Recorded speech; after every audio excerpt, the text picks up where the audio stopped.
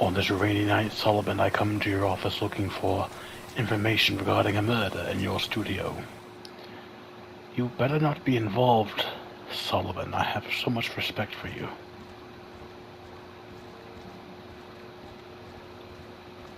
Where is it?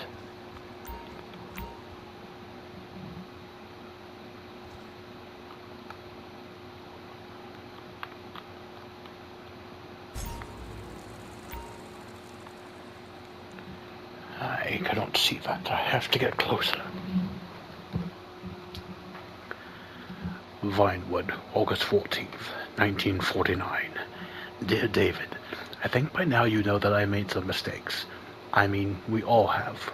We are flawed men, and me who has focused on so much on perfection, perhaps the most flawed of all.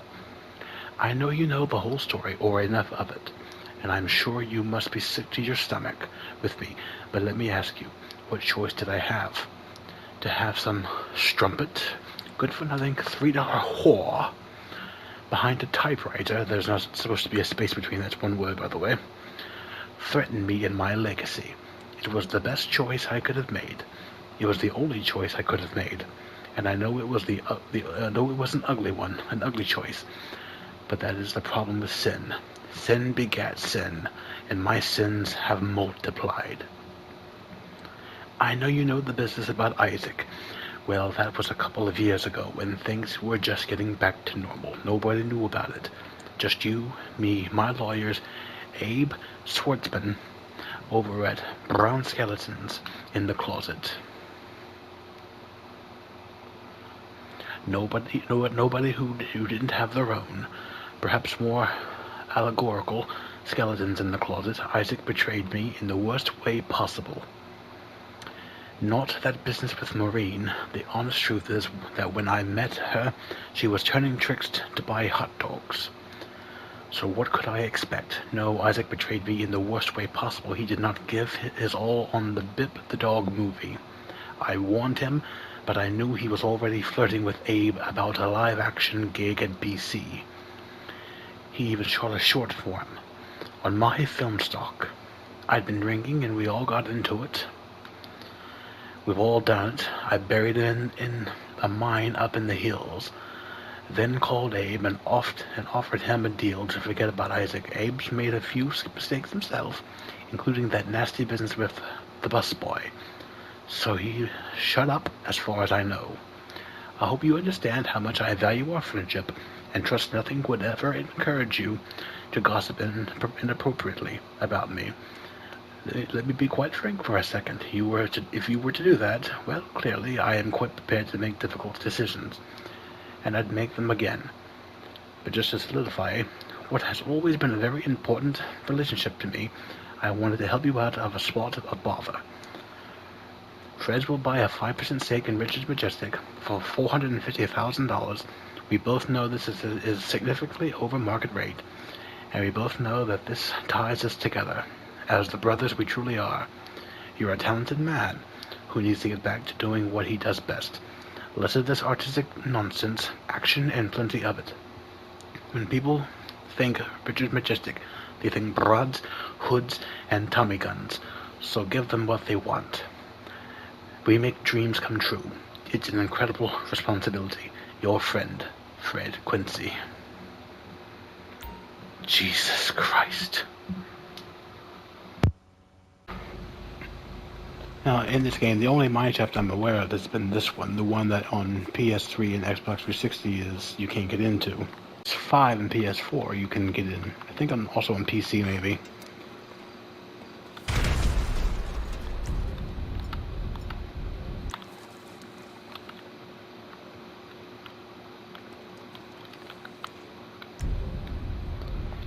I don't know if I've got a flashlight. At least not in that one.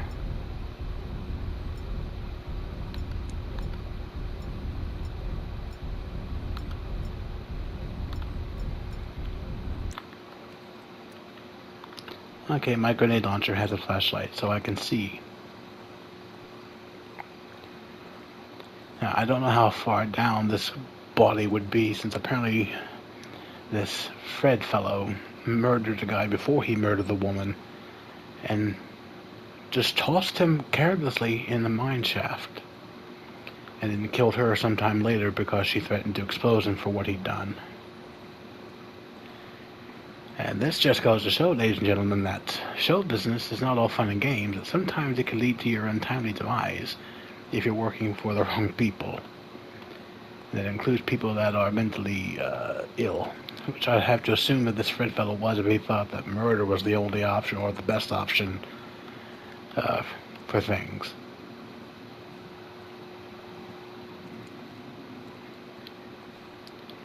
So I'm hoping the only thing that's down here is a dead body and the mice I hear, but nothing else. Because I would hate for that to have something else in here other than the body and the mice.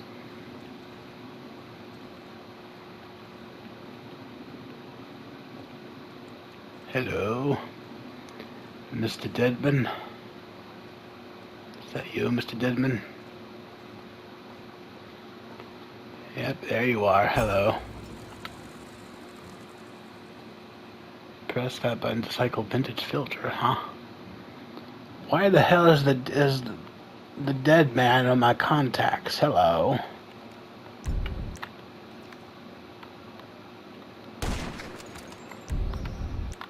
Just making sure. Oh, that's cool.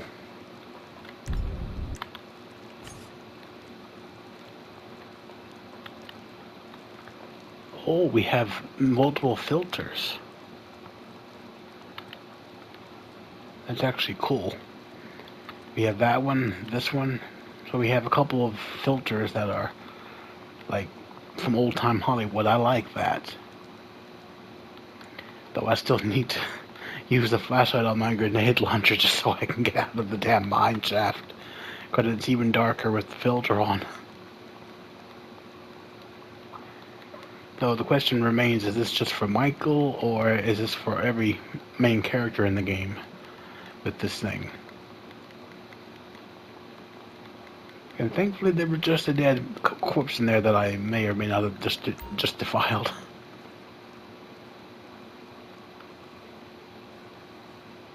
Return to Isaac's corpse or call him on your cell phone to cycle vintage filter. So if I want that, I have to call a dead man. Hello, Mr. Dead Man. There we go. I guess I just have to do that if I want to go back to normal or to use the filters, since the number of course would be busy. Why would it not be busy? Well, that solves the murder of Isaac and the lady. That was actually very fun, especially since I didn't know about it until today. And hours of searching and of how to find things, and my excursion undersea, which took a very long time.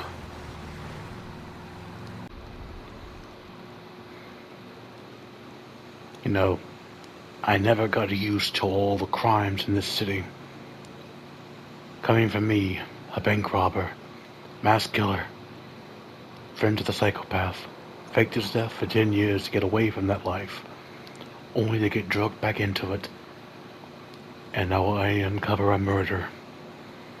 This is an emergency! I don't give a damn. He's gonna kill me! I don't give a damn. Los Santos. Home.